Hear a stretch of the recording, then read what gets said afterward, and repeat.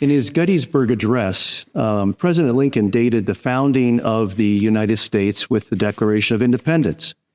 As you may recall, he said, 77 years ago, our fathers brought forth on this continent a new nation conceived in liberty and dedicated to the proposition that all men are created equal. So the Declaration and the Constitution are probably the two most important political documents in American history, the most recognized, the most acclaimed, the most unifying, and the most influential, if not perfectly.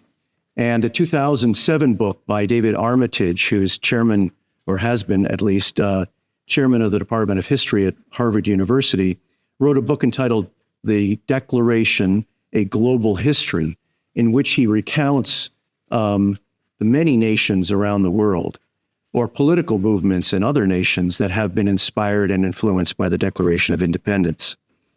And Abraham Lincoln, in an 1856 address, said that the cornerstone of the government was the declaration that all men are created equal. So the Declaration is also one of the most important political documents that proclaims the right to life, while the Constitution protects that right to life from the federal and state governments. As James Stoner, the historian, has written, the principles enunciated in the Declaration still frame our political discourse, and the Declaration has proven to anchor American unity, to define key elements of American identity, and to supply principles that have guided American social and political development. Well, we are now 13 months from the 250th anniversary of the Declaration of Independence. And because the Declaration and the founding will receive increasing public attention by Americans over the next 13 months, this time is an invaluable opportunity to emphasize the preamble of the Declaration in the public square and its self-evident truths, including the right to life. I think, secondly, the Declaration also provides a visible foundation for civility in American politics and society.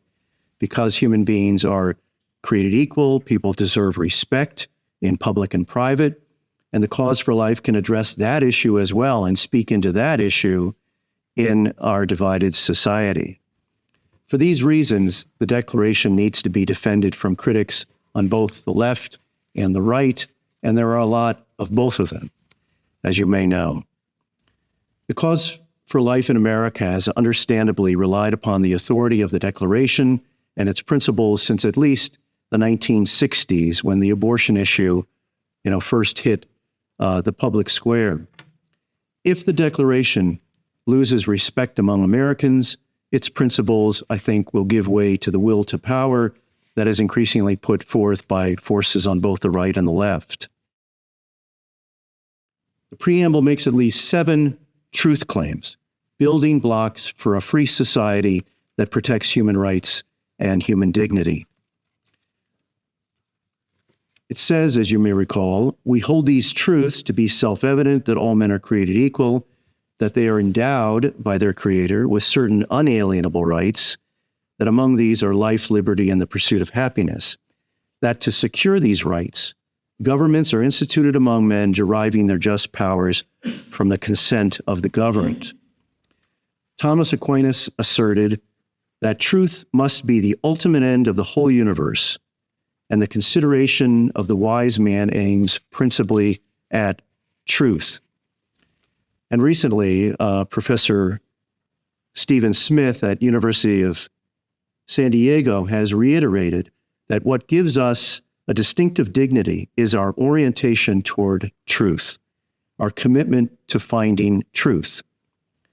That the truths in the Declaration are self-evident calls upon an earlier standard of reason and proof. In his first draft, as you may know, Jefferson used the term sacred and undeniable truths. But Jefferson Franklin said, no, you need to substitute self-evident, which is an older understanding of epistemology. And then it says there is a creator, which implies design and purpose.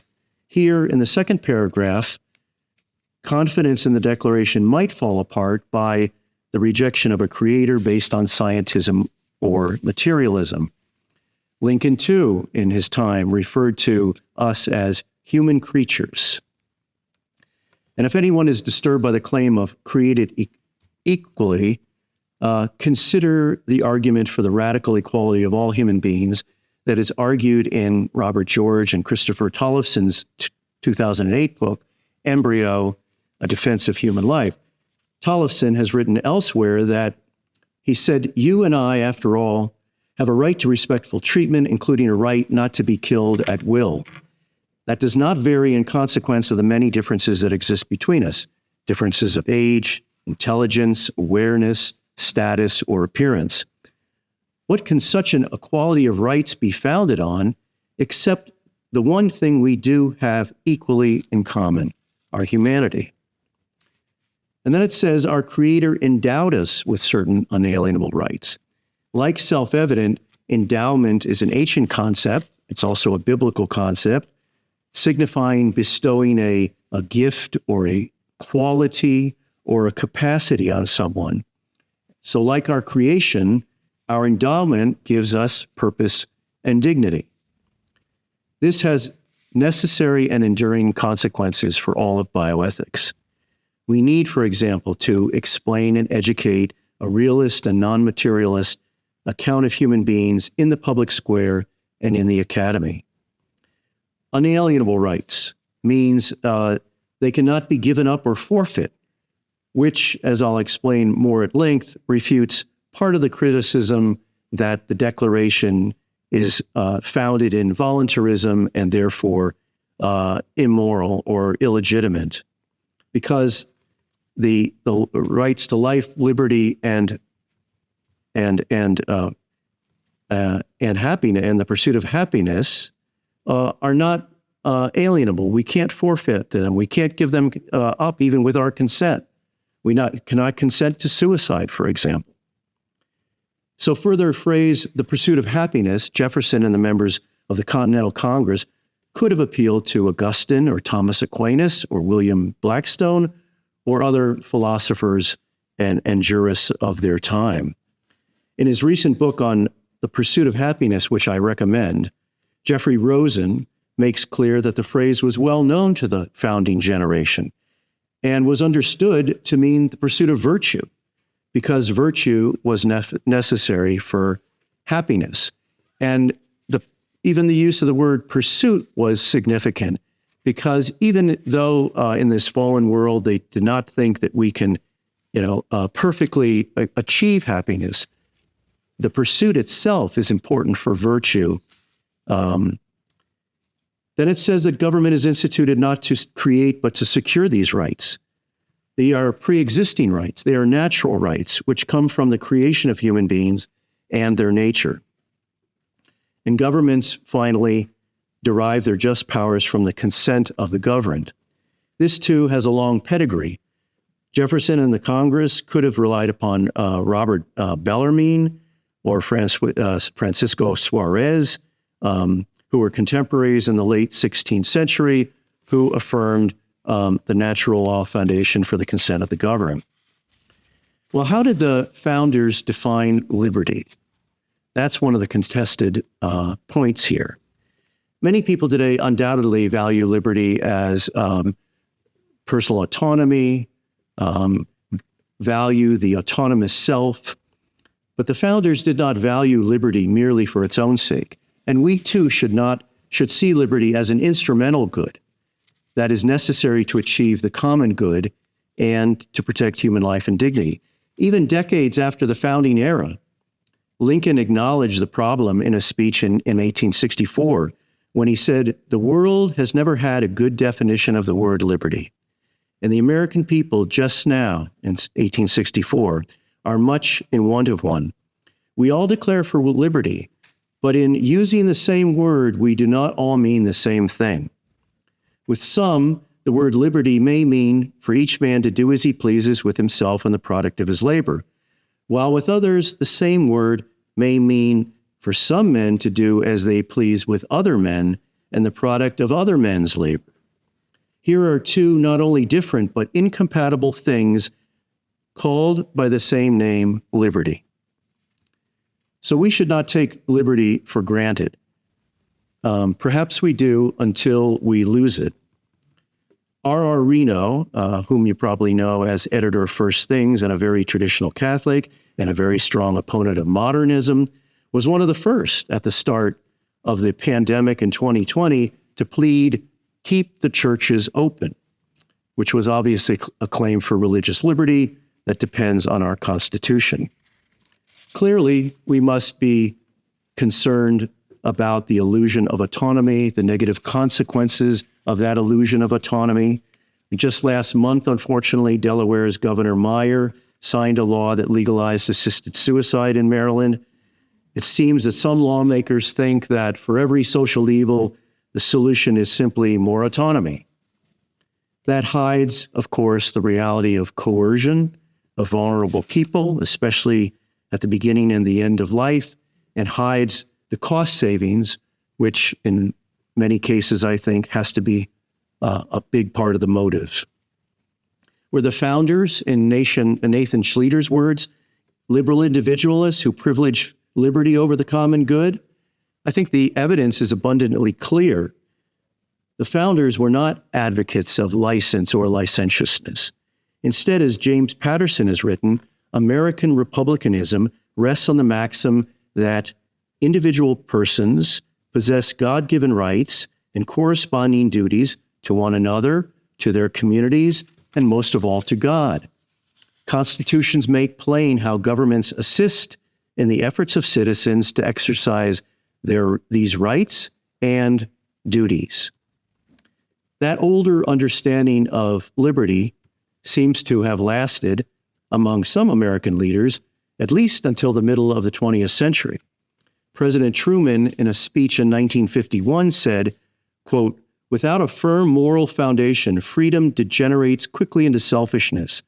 Unless men exercise their freedom within moral restraints, a free society can degenerate into anarchy. Then there will be freedom only for the rapacious and those who are stronger and more unscrupulous than the rank and file of the people." So when we consider the state of the world today and the many dictators and countries where political freedom and freedom of speech doesn't exist or it's under threat, we should not take liberty for granted. Now, obviously, it's no surprise that liberty can be used for good or evil. I mean, read yesterday's paper, read the Jewish scriptures, but there's no constitution which has perfectly allowed liberty for the good, but outlawed liberty to do evil. And clearly delineated the difference. For prudential reasons, our Constitution leaves that for subsidiary governments or political authorities like the states. The states have a broad police power to protect the morals of the community. The founders understood the fallen world, or a world of constraints.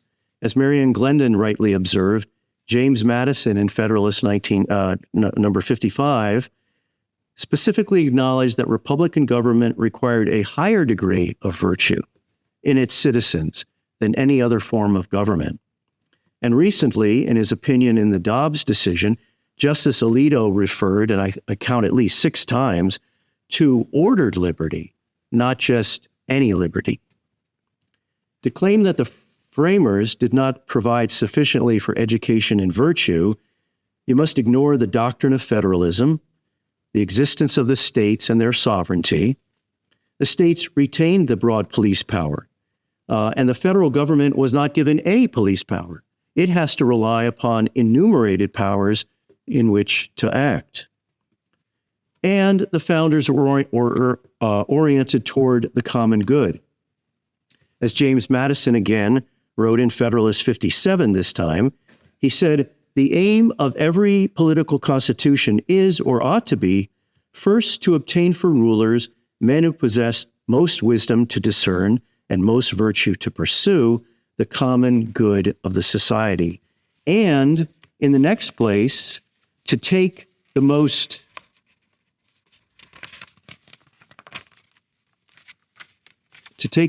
effectual precautions for keeping them virtuous whilst they continued to hold their public trust. Well, who most influenced the founders? And in what way and for what purpose? You can't just say that someone influenced the founders. You have to say in what way and for what purpose. Was it Hobbes or was it Machiavelli? Based on the research of a number of scholars, it seems that it was less Hobbes than Locke, and maybe less Locke than Blackstone, or that the founders may have read their Locke through Blackstone's commentaries on the laws of England. And if you compare the Declaration written in 1776 with the first volume of Blackstone's commentaries, which were published 11 years earlier, you might be surprised by the similarities. I was in rereading Blackstone over the last couple of months. Blackstone's commentaries was the most influential law book in Anglo-American history. In addition, Professor Al Alschuler has noted that all of our formative documents, the Declaration of Independence, the Constitution, the Federalist Papers, and the seminal decisions of the Supreme Court under John Marshall were all drafted by lawyers steeped in Blackstone's commentaries. At the outset of his commentaries, in the introduction, Blackstone said that the natural law must guide human laws and human conduct.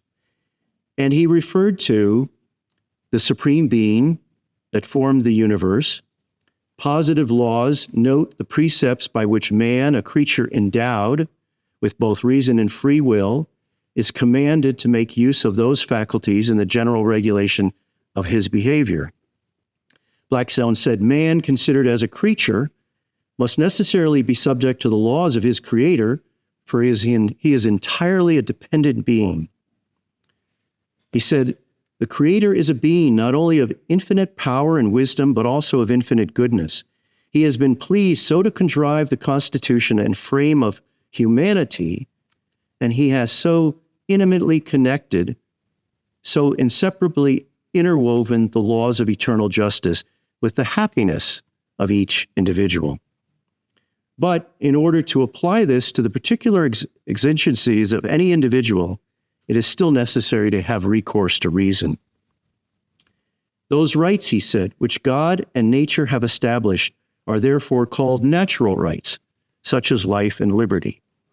And last but not least, he had this to say, for no subject of England can be constrained to pay any aid or taxes, even for the defense of the realm or the support of government, but such as are imposed by his own consent or that of his representatives in Parliament, believe it or not. The Declaration has been a mirror. Ever since it was published, the Declaration has been used as a mirror to hold American practices to a political and a moral standard. It was used by many Americans to challenge slavery by holding up the Declaration and comparing the record against the standard of the Declaration. Numerous Americans used the Declaration as a mirror, including Benjamin Franklin, John Quincy Adams, Frederick Douglass, and many, many more. But obviously the most influential was Abraham Lincoln. Lincoln consciously used and repeatedly used the Declaration as a mirror. He said in one speech, quote, "They erected a beacon to guide their children and their children's children and the countless myriads who should inhabit the earth in other ages." After Lincoln kind of re-entered American politics in 1854, he continually used the Declaration as a mirror. Several weeks after his assassination, Massachusetts Senator Charles Sumner eulogized him in Boston and said that the inevitable topic to which Lincoln returned with most frequency and to which he clung with all the grasp of his soul was the practical character of the Declaration of Independence in announcing the liberty and equality of all men. After Lincoln re-entered politics in 1854 with his Peoria speech, I count at least 21 speeches in which Lincoln invoked the Declaration, and the number could be 3 or 4 times that. What about the influence of the Declaration after Lincoln? In her book, A World Made New by Marianne Glendon, she laid out the backstory to the Universal Declaration of Human Rights, which was adopted by the United Nations without one dissenting vote in December of 1948. And if you haven't read it, it's a great story, beautifully written, and it's just a compelling story about Eleanor Roosevelt and the group of people she gathered together to write and push the Universal Declaration of Human Rights. And Glendon noted that it marked a new chapter in a history that began with the great charters of humanity's first rights moment in the 17th and 18th centuries, which included the U.S. Declaration of Independence. A decade later, the U.S. Civil Rights Movement and Martin Luther King Jr. relied on the Declaration of Independence. In his letter from a Birmingham jail in 1963, Dr. King referred to, quote, those great wells of democracy which are dug deep by the founding fathers in the formulation of the Constitution and the Declaration of Independence. And just months later, in his I Have a Dream speech at the Lincoln Memorial in Washington, Dr. King again referred to the magnificent words of the Constitution and the Declaration of Independence, which were a promissory note to which every American was to fall heir, but which America has defaulted on. So we need to answer the critics on both the left and the right. Despite the positive influence of the Declaration, it is increasingly attacked by both the left and the right in America, and I think we'll be hearing much more of this over the next 13 months. On the left, the Declaration and the founders are condemned, of course, as hypocrites. But what's most significant about the Declaration is not the social conditions in which it was written, but its principles, because that's what has endured.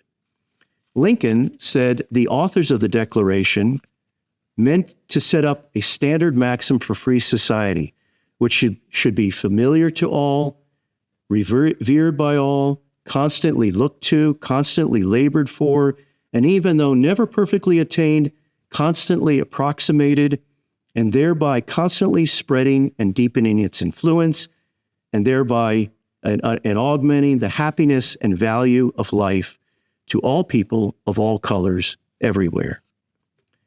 Well, on the right, one of the most prominent critics has been Notre Dame professor Patrick Deneen, author of the 2018 book, Why Liberalism Failed. In a foreword, James Davison Hunter understands exactly what Deneen's argument is. And Hunter writes that liberal democracy, that system that marries majority rule with individual rights, has entered a crisis of legitimacy. And Deneen locates the source of the legitimacy crisis in liberalism itself. And Deneen defines liberalism broadly, not just contemporary signs of it, but as starting with the Declaration itself and with the U.S. Constitution. He lays the blame for liberalism on the American founders and the Declaration. That is the bullseye. In his view, the Declaration launched political liberalism and started the decline in America. Modern developments, according to Deneen, like progressivism or modern liberalism or wokeism or whatever you want to identify, are simply late stages of the original sin that started with the Declaration. Just last month, this is well known, just last month, the Wall Street Journal, referencing Deneen and his books, framed the issue as why liberalism should be junked and what should replace it, which includes the Declaration and the Constitution. According to Deneen, liberalism is based on individual autonomy, and it seeks to subordinate nature. Deneen has written, the political philosophy of liberalism was put into effect at the birth of the United States nearly 250 years ago. It was a wager that political society could be grounded on a different footing. It conceived humans as rights-bearing individuals who could fashion and pursue for themselves their own version of the common good, of the good life, their own version of the good life. And he writes that liberalism was the first political architecture that proposed transforming all aspects of human life to conform to a preconceived political plan. Does that sound like the founders? I think there are several problems with Dineen's argument. And in fact, I could go on for a long time with many of them, but let me just emphasize what I think are the most serious. First, he simply exaggerates what the Declaration claims. The Declaration doesn't claim that all political authority is subject to your consent or my consent. It says that the just powers of government rest on the consent of the governed. And the framers relied on prudence to define those powers and to define majority rule and when it can act and when it can't, and to define procedures for the consent of the governed. Second, Dineen condemns the Declaration as based on liberal voluntarism, which he defines as the unfettered and autonomous choice of individuals. Voluntarism is the notion that we treat our obligations as based on our consent, all of our obligations. That's what the Declaration, in his view, launched.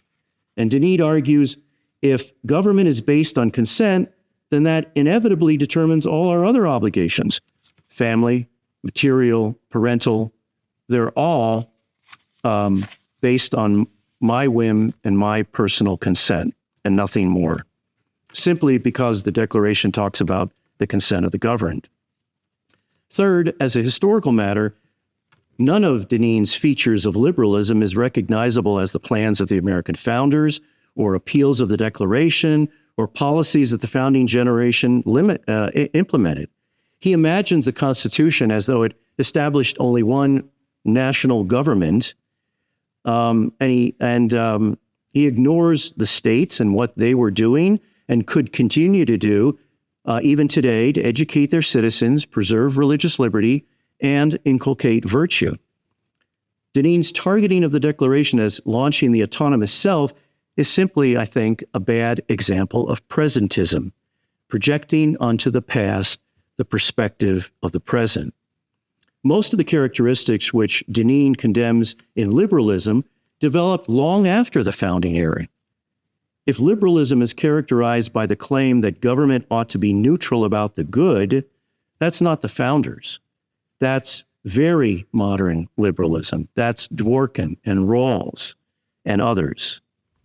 Fourth, what I found odd about Dineen's description of the older conception of liberty is that it sounds a lot like William Blackstone and his commentaries, who greatly influenced the founders.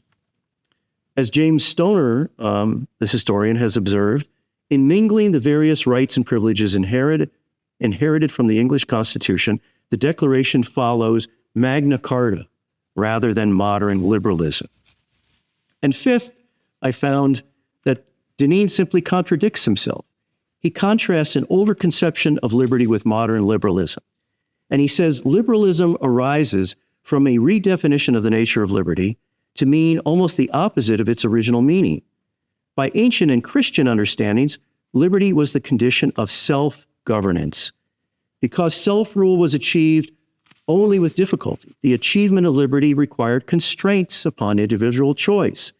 This limitation was achieved not primarily by promulgated law, though law had its place, but through extensive social norms in the form of custom. That was so much the case that Thomas Aquinas regarded custom as a form of law and often superior to formalized law, having the benefit of long-standing consent. Who knew that Aquinas was a modern liberal? But I don't understand this. How can Dineen endorse long-standing consent as a benefit of custom if he condemns the consent of the governed in the Declaration as liberal voluntarism? Sixth, a related critique by Dineen is that natural law is the source of political obligation, not consent. Well, natural law or nature may compel me or my family to join society, but natural law is limited in its injunctions or prescriptions. Even if natural law tells me that I should join the community, it does not specify when or where or what kind. Coordination issues are supposedly the grounding of the natural law source of obligation. And that is obviously appealing to all of us. We understand that. I mean, when Thomas Lincoln, the father of Abraham Lincoln, moved his family out of Kentucky, ostensibly because Kentucky allowed slavery, and into Indiana and settled on a tract of land in the middle of nowhere, the Lincolns either had to do everything for themselves, grow all the food, fashion all the tools, make all the clothes, or they were compelled to find a neighbor or a store or a vendor and trade, simple exchange. I would suggest that whatever the natural foundation of government, it can only be sustained by consent, explicit or implicit. The dictates of the natural law, again, are general. Assuming the natural law, knowable by reason, recognizes that humans are social or political animals, this is a very general injunction. It doesn't indicate that the natural law determines that rule should be by the one or the few or the many, nor how to create an efficient governing system, nor how to prevent tyranny, nor how to effectively govern. It doesn't indicate that an individual or family, upon being drawn into or discovering a governing authority, must consent to that authority, or upon discovering that that authority is incompetent, cannot withhold or withdraw their consent and move on until they find a governing authority that is more conducive, more effective to their family's needs. Even if we need society for coordination, what do you do if you live in California or Illinois and decide that the coordination goals or methods of the governor in that state do not contribute to the individual or family flourishing or economic sufficiency? Is the individual or the family prohibited from moving to Nevada or Indiana? I don't deny that if I stayed in California or Illinois, I would be liable to pay taxes. By staying, I'm implicitly consenting. But it's obvious that we don't consider us held to live in ineffective or unproductive or unjust states. When the general prescriptions of the natural law come to an end, what do we then follow? We follow prudence, the cardinal virtue. And principle and prudence led the founders to the consent of the governed. Moreover, there is much good in consent that Deneen simply ignores. The social and political benefit of consent is political commitment. As you may know, there is a famous story, it's not just simply a story, it actually happened, that President Lincoln convened an unprecedented meeting with a group of 5 black pastors to meet with him in the White House on August 14, 1862. They met while Lincoln was considering an Emancipation Proclamation, although he didn't reveal that to the group. And it was 5 weeks before Lincoln publicly released the first draft of the Emancipation Proclamation. Now, he informed the pastors that Congress had appropriated funds for colonization. The meeting was about colonization. And Lincoln said some indelicate things, such as, "This physical difference is a great disadvantage to us both." But he also said, "Your race is suffering, in my judgment, the greatest wrong inflicted on any people." So he proposed colonization to the black pastors because he concluded it is better for us both, therefore, to be separated. A full text was released to the press, which suggests, I think, that Lincoln planned to release it for Americans to read. And there, as you might expect, there were protests on both sides. This is considered by some, or many historians, to be Lincoln's worst moment in his relation with black Americans. But think instead about what Lincoln discovered by his questions and shared with the public through the release to the press. The black pastors insisted that America was their home. And the meeting demonstrated to Americans that efforts had been made to sell colonization, but black leaders weren't interested and weren't buying it. Nor were the southern states, to which Lincoln had recommended compensation. The meeting showed the commitment of black pastors in America, showed the commitment of black citizens to America as their home. And it showed to those who advocated colonization that Lincoln had made an effort, even if it was later abandoned as impractical or unjust. So if Deneen's wrong, if not at the founding, when historically did liberalism descend into licentiousness or the autonomous self? Well, the evidence seems abundant that the decline started after the Civil War in the late 19th century, not at the founding.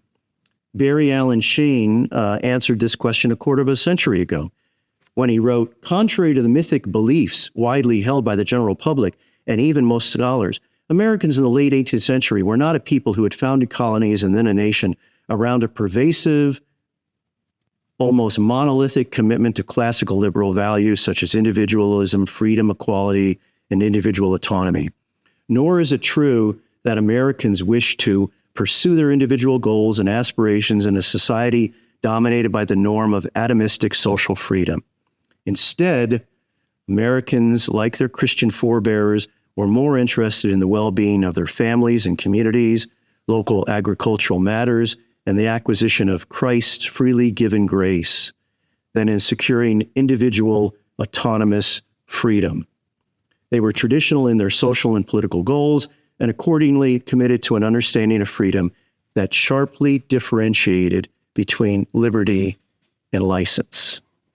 Numerous scholars identify the late 19th century as the relevant period and therefore bolster Sheen, including Robert Riley, Michael Novak, Stephen Smith, Roger Kimball, Peter Berkowitz, Ilya Shapiro, James Stoner, Al Alschuler, and Marianne Glendon. So, the critics on both the left and the right underestimate the truth and moral power of the Declaration. The Declaration is of historic, worldwide importance that has endured for 249 years. The Declaration is a powerfully influential document. The consent of the governed is affirmed as moral authority for government by many theorists, religious authorities, and political philosophers over centuries. The consent of the governed serves to keep rulers in check and to involve citizens in a republic, representative government, government of the people, by the people, for the people. A free republic provides the freedom to pursue the common good and to campaign for human life and dignity. So I think the question that confronts us today is the same that confronted the founding generation. How do we use liberty with prudence? Practical reason oriented toward the moral good. Do we use it for human goods? It requires virtue to promote those human goods, and not simply a good theory or good intentions, but prudence. And acting within a government that resists tyranny and preserves liberty to pursue those goods. The founders looked to both scripture and historical experience to shape that governmental framework. So 3 years after Dobbs, we should not forsake a system of government that allowed us the freedom to challenge the Supreme Court, to keep Roe versus Wade settled, unsettled, and to organize 26 states to call upon the overruling of Roe and Casey. We should be optimistic that through majority rule, we can persuade our fellow Americans and work through majority rule to grow the number of pro-life states and build an enduring majority for life. We cannot do that without liberty and the virtues of courage, prudence, and perseverance. It's not clear to me who will explain and defend the Declaration over the next 13 months, but the Cause for Life needs to make the public argument for the truth of the Declaration's preamble. The Declaration still acts as a mirror, still inspires, still teaches, and still gives hope. Thank you very much, and I appreciate your questions. Okay.